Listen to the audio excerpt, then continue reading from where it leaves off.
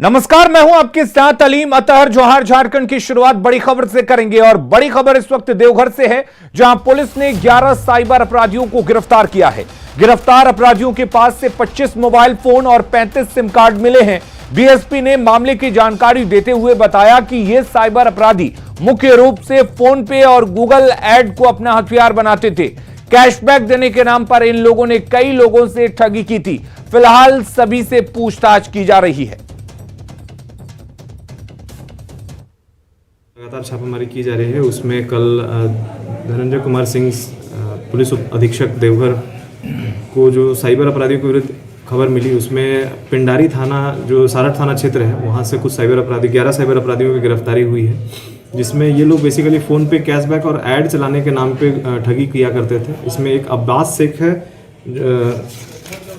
जिनका सरायकेला थाना कांड संख्या 109-19 में पूर्व में भी है, वो आरोपित है, जो साइबर अपराध के ही ये में गए हैं, जेल नहीं गए हैं वो, और यहाँ पकड़े गए हैं। और बड़ी खबर धनबाद से है, जहां एक पान दुकानदार की गोली मारकर हत्या कर दी गई है। जमीन विवाद में हत्या की आशंका जताई जा रही है। सराय ढेला के तनूनडीह में थाने से महज 400 मीटर की दूरी पर अपराधियों ने इस घटना को अंजाम दिया है। फिलहाल पुलिस पूरे मामले की जांच में जुटी हुई है।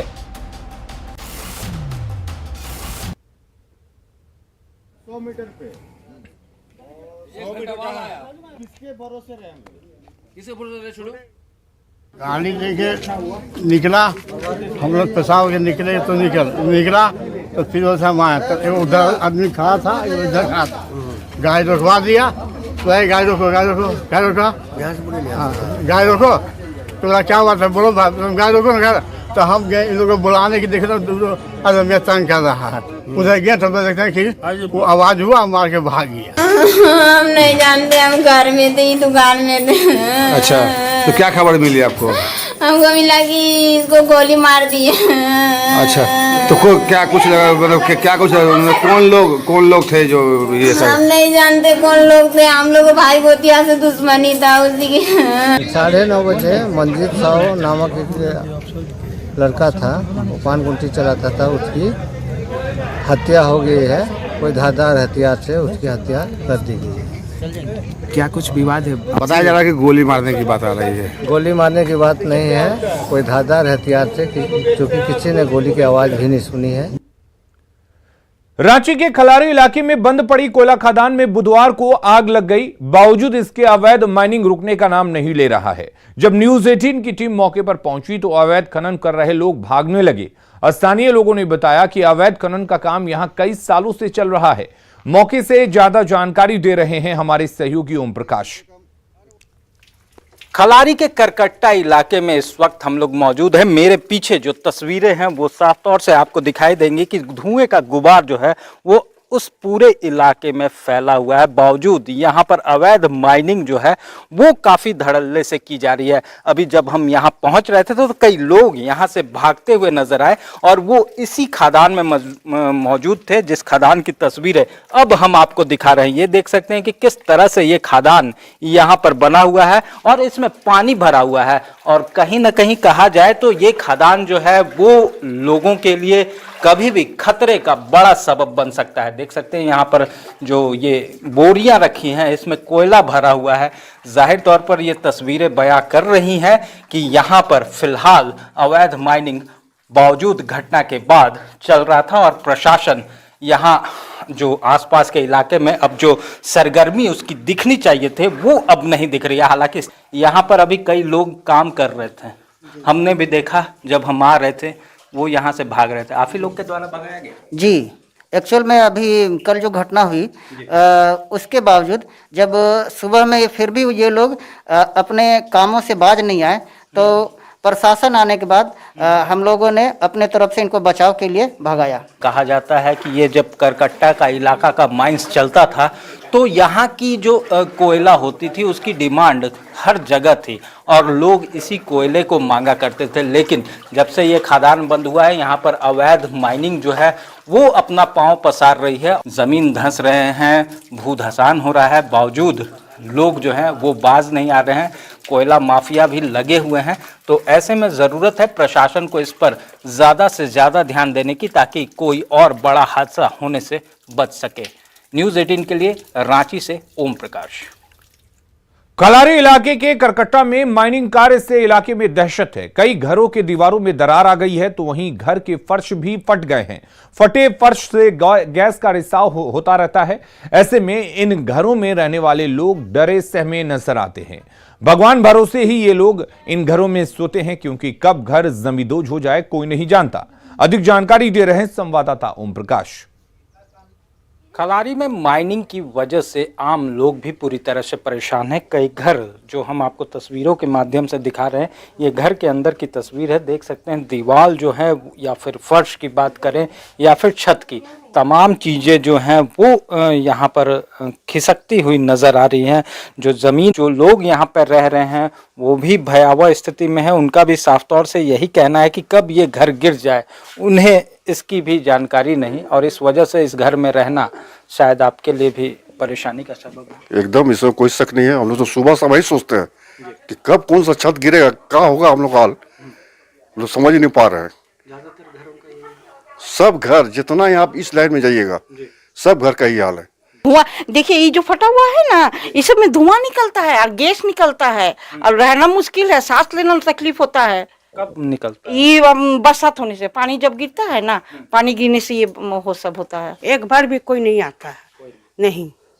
देखिए ना जाके, पूरा दीवार उवार गिरा हुआ, हम लोग को सही है, क्या करें। उन लोग को आना चाहिए ना, कुछ हो जाएगा फिर क्या होगा। लोग भी परेशान हैं, और उनका भी साफ तौर से कहना है कि सीसीएल प्रबंधन को और फिर प्रशासन को इस ओर ध्यान देने की ज़रूरत है, क्योंकि यहाँ पर जो लोग भी रह रहे हैं वो डर के माहौल में अपना जीवन जी रहे हैं, और प्रबंधन की ओर से कोई भी ध्यान इस ओर नहीं दिया जा रहा है। न्यूज़ 18 के लिए रांची से ओम प्रकाश। पलामू के टंडवा से जेजेएमपी के कुख्यात नक्सली इंदल पासवान को गिरफ्तार कर लिया गया है। नक्सली के खिलाफ पलामू के कई थानों में 15 से ज्यादा मामले दर्ज हैं। इंदल पासवान हत्या और लूट जैसे खतरनाक वारदात में शामिल है। पुलिस को जेजेएमपी नक्सली के बारे में गुप्त सूचना मिली थी कि वो छिपकर टंडवा के मुंगिया गांव में रह रहा है। इसकी सूचना मिलने पर हुसैनाबाद थाने की पुलिस ने कार्रवाई की और नक्सली इंदल पासवान को धर दबोचा किया। पुलिस को इंदल पासवान की लंबे समय से तलाश थी। इंदल पासवान जो हुसैनाबाद कांड संख्या 204-19 में वांछित उग्रवादी है, इसकी आसूचना प्राप्त हुई कि बिहार में एक निश्चित स्थान पर रह रहा है। इस आसूचना के आधार पर हुसैनाबाद थाना की एक टीम गठित की गई और एसएसबी तथा टंडवा थाना के संयुक्त टीम द्वारा इंदल पासवान की गिरफ्तारी की गई। और इधर लोहरदगा के बुलबुल जंगल में नक्सलियों के खिलाफ अभियान लगातार जारी है। एएसपी अभियान और सीआरपीएफ कमांडेंट ने बुलबुल इलाके का हवाई दौरा कर स्थिति का जायजा लिया। आज नक्सलियों के खिलाफ कार्रवाई का 8वां दिन है। पठारी क्षेत्र में अभियान को लेकर नक्सलियों के खिलाफ लगातार रणनीति बनाई जा रही है। नक्सलियों को चारों तरफ से घेरने की कोशिश की जा रही है। कल हुए नक्सली मुठभेड़ में एक इनामी नक्सली बालक गंजू को सुरक्षा बलों ने ढेर कर दिया है। फिलहाल सर्च ऑपरेशन जारी है।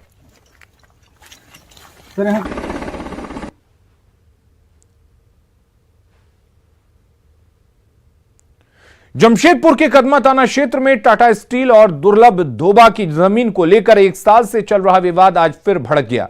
जिला प्रशासन एक बार फिर से टाटा स्टील को कब्जा दिलाने पहुंची, जहां दुर्लभ धोबा के परिजनों ने जिला प्रशासन की कार्रवाई का विरोध करना शुरू कर दिया। दुर्लभ धोबा के परिजनों का कहना है कि यह जमीन उनकी है और इस जमीन के मामले में कोर्ट में मामला विचाराधीन है। इसी बात को लेकर बस्ती के लोगों ने टाटा स्टील के द्वारा 4 दीवारी और मुख्य गेट लगाने का विरोध किया, जिस पर जिला प्रशासन ने सख्त कार्रवाई करते हुए लगभग 15 महिलाओं को हिरासत में ले लिया, जिसमें बच्चे भी शामिल हैं। इस तस्वीर को देखिए। विरोध कर रही महिलाओं को क्यूआरटी की महिला टीम किस तरह से हिरासत में लेकर थाने भेज रही है। एक महिला की गोद में दूध पीती बच्ची भी है। खींचातानी में बच्ची की हालत को आप देख सकते हैं, किस कदर पुलिस और महिला के बीच और महिला की गोद में छोटी सी बच्ची की हालत क्या है।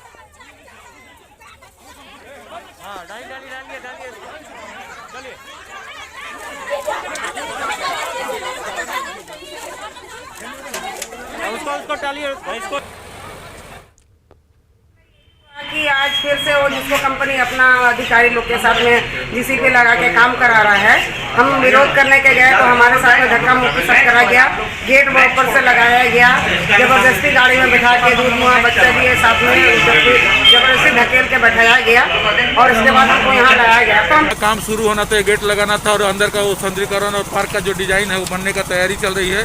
इसमें शांति भंग करने के लिए 17 महिला और 3 पुरुष लोग थे जो विरोध किए। मजिस्ट्रेट, महिला मजिस्ट्रेट, पुलिस बल को सबको ढकेला, पत्थरबाजी भी किया, गेट को ढकेल दिया, टूट गया। ये काम जो है ना पिछले साल से ये चल रहा है। पिछले साल में मैं यहाँ पे मजिस्ट्रेट बन के आया था। इसमें यहाँ के लोगों का कुछ एक आध परिवार है, उनका कहना है कि ये ज़मीन उनकी है, तो हमने उनसे ज़मीन का पेपर मांगा था, लेकिन उन लोगों ने ज़मीन का पेपर नहीं दिखा पाया। जो 1959 के आसपास का कुछ हाई कोर्ट में केस था उसका दिखा रहा है, जो डिस्पोज हुआ भी नहीं और वो उनके पक्ष में था भी नहीं। झारखंड के गिरिडीह में अवैध शराब का निर्माण धड़ल्ले से हो रहा है। उत्पाद विभाग की कार्रवाई में नवनिर्मित मकान के तहखाने में चल रहे अवैध शराब के अड्डे का भंडाफोड़ हुआ है। झारखंड में गिरिडीह में अवैध शराब का निर्माण धड़ल्ले से हो रहा है। उत्पाद विभाग की कार्रवाई में नवनिर्मित मकान के तहखाने में चल रहे अवैध शराब के अड्डे का भंडाफोड़ हुआ है। गुप्त सूचना के आधार पर उत्पाद विभाग की बरनी थाना क्षेत्र में संचालित हो रहे अवैध शराब के अड्डे पर छापेमारी की गई। कार्रवाई के दौरान टीम ने मौके से 400 लीटर स्प्रिट सहित तैयार शराब को जब्त किया। इस दौरान टीम ने विदेशी ब्रांड के शराब के रैपर और ढक्कन को भी बरामद किया। टीम ने शराब तस्करी में इस्तेमाल हो रहे बोलेरो गाड़ी को भी जब्त कर लिया है और मामले की जांच कर रही है। हालांकि मकान मालिक और अवैध शराब का कारोबारी मौके से फरार है, जिनके खिलाफ स्थानीय थाने में प्राथमिकी दर्ज कराई गई है। पुलिस दर्ज प्राथमिकी के आधार पर आरोपियों की गिरफ्तारी के लिए अभियान चला रही है। उत्पाद विभाग के इस अभियान से अवैध शराब का कारोबार करने वाले लोगों में दहशत का माहौल है। लालू प्रसाद रिम्स के पेइंग वार्ड में बालकनी में बैठे देखे गए। कॉटेज के बाहर धूप सेंकते नजर आए लालू प्रसाद और धूप में बैठकर लालू प्रसाद अंगूर खाते हुए नजर आए। उनके बगल में सुरक्षाकर्मी भी दिख रहे हैं।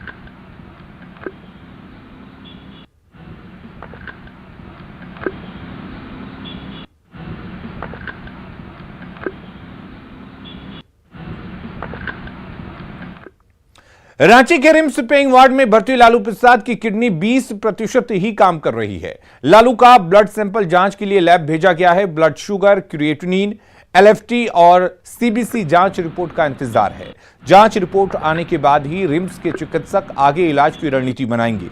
आज लालू को हार्ट से संबंधित कई जांच किया जाएगा। लालू के बेहतर इलाज के लिए 7 सदस्यीय डॉक्टरों की टीम बनाई गई है। एम्स के डॉक्टरों के निर्देश पर लालू का इलाज चल रहा है। का फंक्शन जो है काफ़ी खराब हो चुका है। 20% के आसपास किडनी काम कर रही है और भी बीमारियों से ग्रसित है। जांच का रिपोर्ट आज आ जाना चाहिए शाम तक। रिपोर्ट आने के बाद हम सही आकलन कर पाएंगे कि पहले से डिटोरिएट किया है उनका कंडीशन कि इससे क्या जांच होगा, क्या जांच। ब्लड टेस्ट सब हुआ है, किडनी का जांच हुआ है और भी शुगर का जांच है, प्लस लिपिड प्रोफाइल होता है, सीबीसी होता है, ये सब डिफरेंट सब जांच कराएंगे। रांची के रिम्स में दिन दहाड़े ब्लड बैंक के बाहर से मरीज का परिजन लापता हो गया। बिहार के जमुई जिले के बहसूर गांव से आई मरीज का पति 14 फरवरी से गायब है। परिजनों का कहना है कि खून दिलवाने के नाम पर दलाल ने 5000 रुपये रकम मांगी थी। दलाल का कॉल भी आया था, जिसके बाद 42 वर्षीय लखन सोरेन ब्लड बैंक गए और फिर लौटे ही नहीं। तब से लेकर अब तक उनका फोन ऑफ आ रहा है। परिजनों के मुताबिक वो 20,000 रुपये नकद लेकर निकले थे। परिजनों का आरोप है कि रिम्स ब्लड बैंक के पास से लखन सोरेन की किडनैपिंग हुई है। वहीं इस मामले में पुलिस ने अब तक कोई कार्रवाई नहीं की है।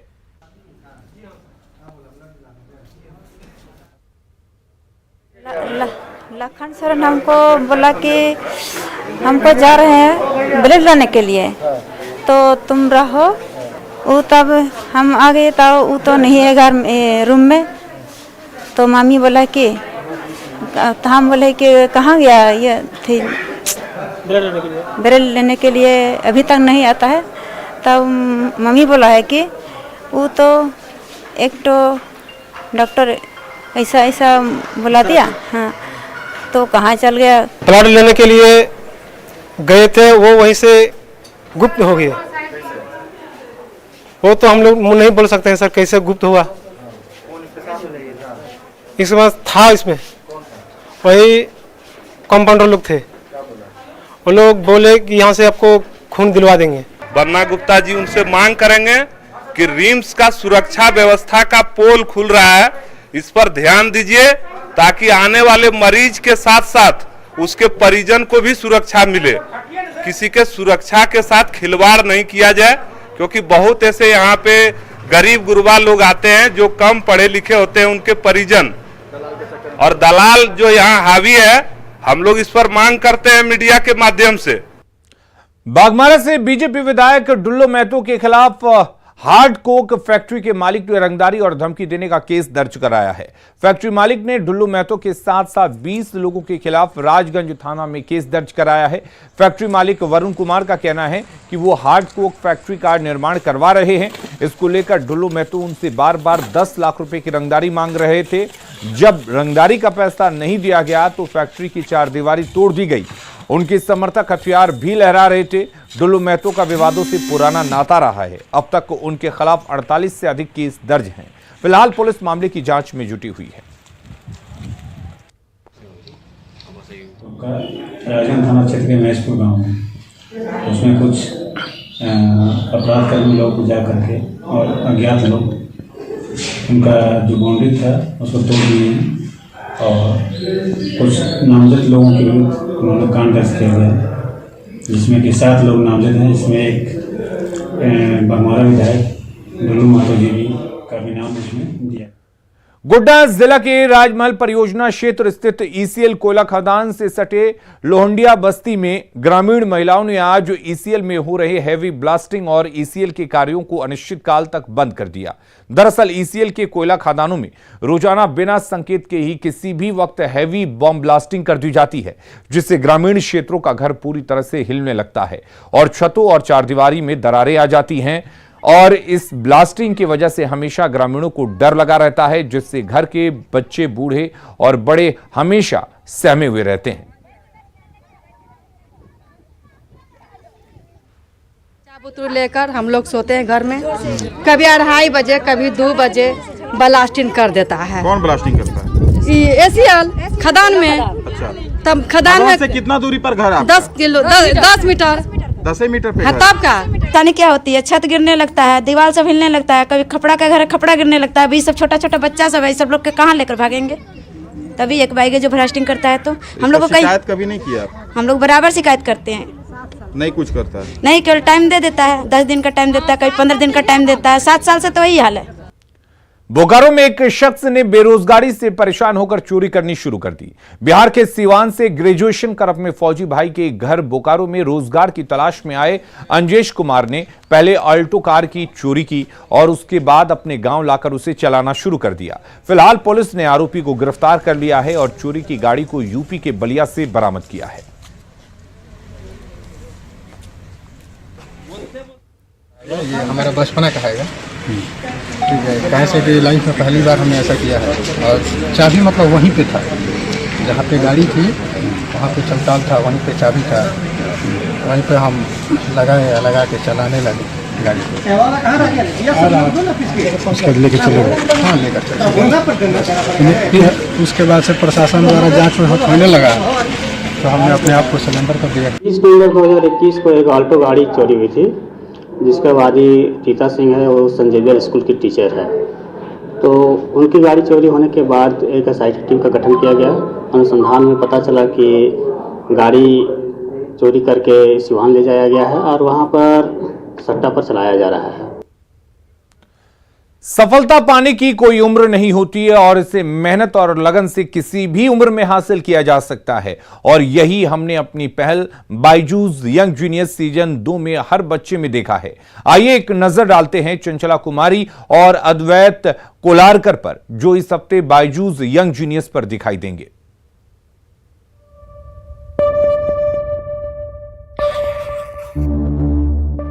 मैं हूँ चंचला कुमारी, हथवाल, रांची, झारखंड से। मुझे लगता है मैंने रेसलिंग को नहीं चुना, रेसलिंग ने मुझे चुना है। और अब रेसलिंग ही मेरा जुनून है।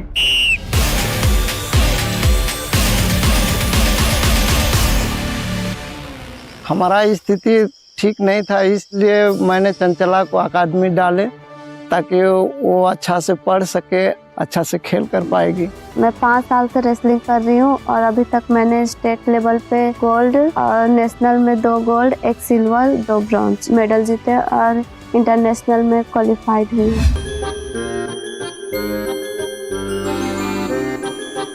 I think life is full of colors. I fill mine with my favorite one. My name is Advait Kolarkar and I am an abstract artist. Abstract art is something where you can paint with anything. अद्वैत को लगता है कि abstract art कोई भी कर सकता है, लेकिन को ये नहीं पता है कि वो जिस तरीके से वो टेक्सचर्स, कलर्स, डिफरेंट कंपोजिशन बनाता है, उसकी जैसा कंपोजिशन कोई और बच्चा इस उम्र में बना सकता है। There is no right and wrong in abstract art. And most important part is that everyone sees it differently. What I see as a galaxy, you might see it as an ocean. अद्वैत बस 2 साल का ही था जब उसका पहला painting का exhibition हुआ। उसकी पेंटिंग की एग्जीबिशंस इंटरनेशनल लेवल पे हुई है।